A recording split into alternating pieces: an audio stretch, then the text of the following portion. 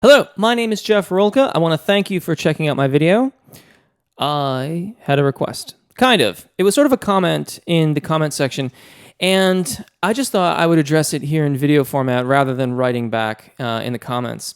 By the way, thank you so much for all those comments. It's really, really awesome. You can also find me on Twitter as well. And this comment was specifically about narrow vowels through the secondo passaggio. So I'm going to show you how to do that effectively and safely and sustainably right now, basically. Before I do, though, I want to thank you if you've chosen to subscribe. And if you haven't yet, I hope that you will consider doing so now. If you want a step-by-step method to work on your voice, you can go over to jeffrolka.com, where there are also downloads and a means by which to put a little tip in the old tip jar, if you know what I'm saying. YouTube has disabled fan funding. That is, see ya, bye-bye. But you can still do so via my website, jeffrolka.com. If you need more information, just get in touch via the contact sheet, and we can sort it all out. Okay, so narrow vowels. Now, if you don't know what a narrow vowel is, that is E and U. Those are the two narrow vowels. Now, they happen to be on opposite ends of the vowel spectrum. E is a very narrow vowel that tends to focus in the front of the face. Ooh. Tends to focus in the rear. Ooh. Tends to go way back. And they both present their own little difficulties. Now, if you have not yet aligned your vowels in your thyroarytenoid dominant singing voice, that's your chest voice, then I would highly recommend you spend some time doing that before you start trying to do the modifications required to successfully make it through the secondo passaggio. The secondo passaggio is commonly called the break. I don't like calling it the break because there's nothing broken about our voices. When you do those siren exercises, which many people are fond of, you know, the woo! That is a way to find your upper register and start the process of learning to transition down from cricothyroid dominant singing, or what is commonly called head voice, to thyroarytenoid dominant singing, which is commonly called chest voice. Now, let's focus in a little bit here. Once you can align those vowels in your chest voice range, which is to say they sound similar in resonance, right? If I sang them without aligning them, there's a great difference in sound and also volume. When our vowels are aligned, they sound similar and they resonate similarly, and their volume remains consistent. And there's no studio magic happening here. Just singing into a microphone, playing a piano. That's all I'm doing right now, I can assure you. Anyways, but I digress. So now we've got those aligned in our thyroarytenoid dominant singing voice, our chest voice. Now it's time to move on up to the secondo passaggio, the so-called break, if you will. Now, for a tenor like me, that break typically falls somewhere around E above middle C, E4, and G4. Somewhere in there is going to be the break. E4 is kind of on the low side. People would refer to that as a barotenor, but you know, different schools of voice teach it differently. And the G4 is on the high side. There is a tenorino, which can actually even be a little bit higher than that, but that's an incredibly rare voice, remarkably rare. Now, keep in mind, the secondo passaggio is not the point at which everything falls apart and you break away and can no longer sustain sound and it cracks into falsetto. The secondo passaggio is typically lower than that point.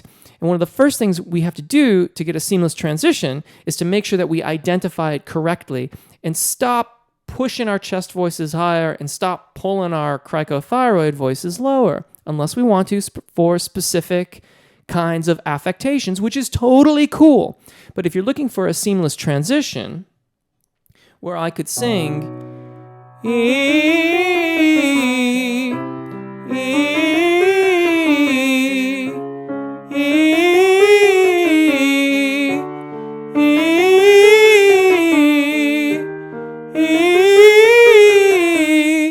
and make it sound like a connected sound that's bridging over that gap there, because I assure you, right there is my secondo passaggio, give or take. It feels to me like it's actually between F4 and F sharp 4.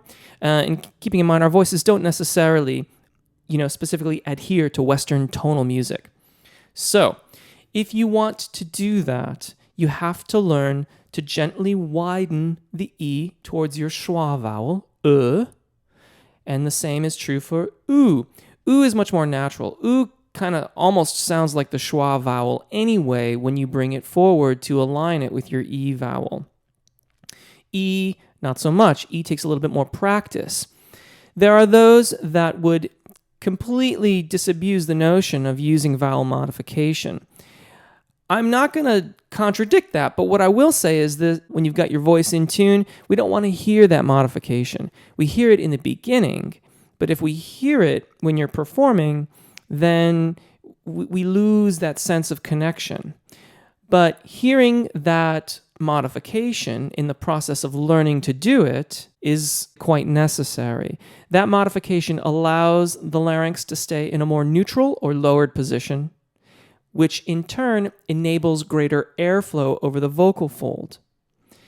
The airflow over the vocal fold allows the cricothyroid muscles, which are at the ends of the vocal fold, to elongate it. This will not occur if you don't have adequate airflow. If you do not have adequate airflow, the thyroarytenoid muscles, your chest voice singing muscles, will try harder and harder and harder to get that pitch out. And they will tense up so much that the cricothyroids won't be able to elongate the vocal fold, and you're not going to get that seamless transition into your upper register. So, some of the stages along the way will sound quite affected. Here again, there's my secondo passaggio, right? In the beginning, E will sound quite like.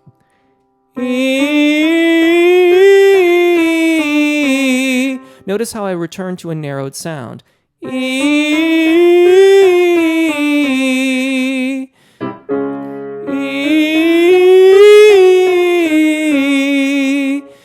both of those cases, you can clearly hear the modification. I'm not trying to hide it in any way.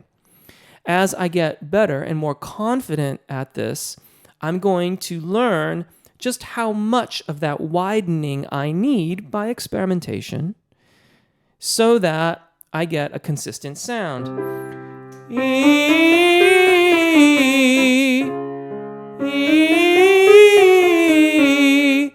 And that is a very seamless transition over the secondo passaggio. I've widened the vowel, but you don't really hear it in the finished product. Now, one very, very, very huge pitfall here is if you're getting air in the voice above the secondo passaggio. So if you're trying to sing over your quote-unquote break, and you're getting this, where it gets very airy like that, commonly we will say that that has skidded off of the vocal fold. What is actually occurring is that the vocal fold is separating, and the outer ligament cover, if you will, of the vocal fold is taking on more of the vibratory responsibilities to create the pitch. One might call that falsetto. I refer to it as falsetto tone production so as not to confuse it with the falsetto range, which is higher up. There's more of that in all the other videos, and I've done a lot of videos on registration events recently. But to wrap this all up and summarize it, vowel modifications allow you to keep the larynx in a more neutral position, to widen the vowel to enable airflow, which is particularly important for narrow vowels. This means that you will maintain the kind of release around the vocal fold that will allow the cricothyroid muscles to elongate it, hence giving you a seamless transition through the secondo passaggio. And by way of wrapping it up, I realized I did not demonstrate the oo vowel. So oo into oo.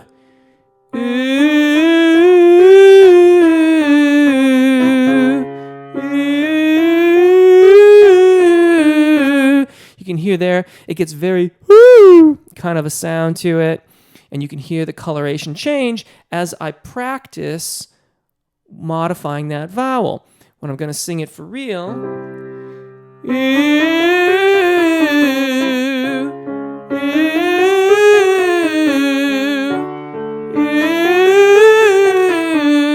and there it is much more connected, and by connected I mean that the sound is much more consistent over the secondo passaggio.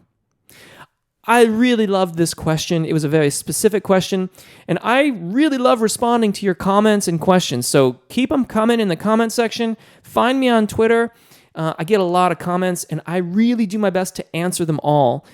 If I miss yours, please don't take offense. Just try Twitter. Or swing by my live event, Saturdays at 6 p.m. London time. It's every Saturday, 6 p.m. London time.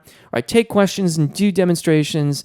Have a lot of fun. We do some chit chat. It's a great community of people. And finally, if you want to be able to submit recordings of yourself or interact with other vocalists who are using the channel, as well as myself from time to time, although admittedly I've been a little bit shoddy about it lately, Sequencer is the Facebook group that is evolved out of this YouTube channel, and there's lots of people doing lots of things, singing lots of songs, and it would be great if you joined us. Thank you so much. My name is Jeff. Take really good care of your voices. Enjoy singing, and hopefully we'll see you again.